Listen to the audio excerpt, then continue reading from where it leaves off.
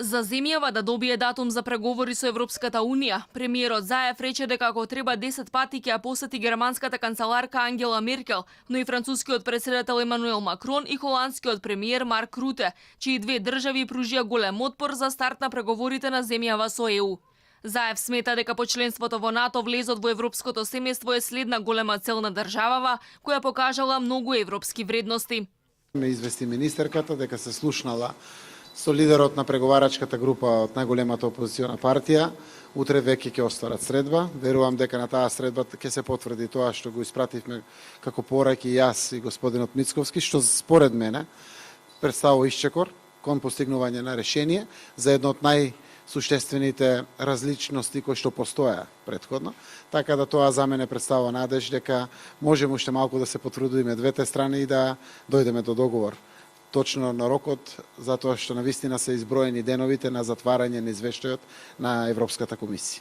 Инаку утре ќе има нова средба меѓу преговарачките групи на власта и опозицијата за законот за јавно обвинителство, со кој треба да се утврди иднината на специјалното јавно обвинителство, најави денеска премиерот Заев. Тој е оптимист дека спротивставените страни ќе најдат заедничко решение, бидејќи како што рече, деновите се избројани до затворање на извештајот на Европската комисија за земјава. I need, if it's possible, to visit President Macron 10 times. Ако е можно, ќе го постам председателот Макрон 10 пати, премиерот Руте и канцеларката Меркел, затоа што мојот пријател Алексис го направи тоа. Мојот пријател Бојко Борисов го направи тоа, затоа што пред мојата земја е важна одлука за отворање на поглавијата од преговорите со ЕУ. Тоа е втората важна цел на нашето општество. Првата ја постигнавме, тоа беше членството во НАТО. Досега протоколот го ратификува веќе 12 земји, прва беше Грција.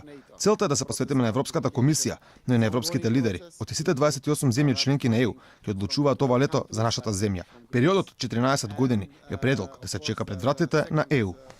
Последниот предлог што се разгледувал е државниот јавен обвинител да формира тим од јавни обвинители од самото обвинителство со искуство поголемо од 15 години, кои ќе ги распределат предметите и самиот јавен обвинител ќе утврдува дали има докази и дали ќе продолжи постапката за случаите на СЈО.